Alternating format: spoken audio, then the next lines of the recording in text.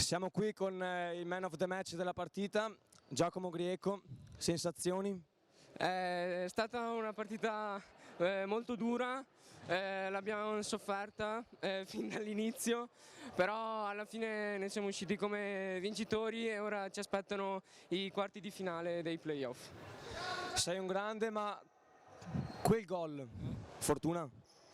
Devo dire che una volta che ho saltato l'uomo ho aperto il piatto del sinistro e casualità è passato sotto le gambe del portiere, quindi sì, diciamo fortuna, ma un pizzico di bravura c'è sempre, dai. Ma vuoi dire a tutti qual è la cosa che ti porta più fortuna prima di una partita, scusa?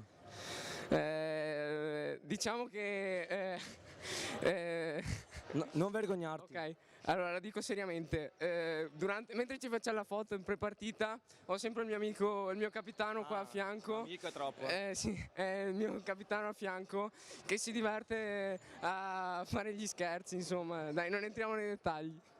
Una dedica per questo gol poco importante. Lo dedico al mister e a tutta la squadra che hanno creduto in me, mi hanno fatto giocare, mi hanno fatto crescere in questa società stupenda e non vedo l'ora di affrontare quando è la prossima settimana la prossima gara. Grandissimo, adesso buona fortuna.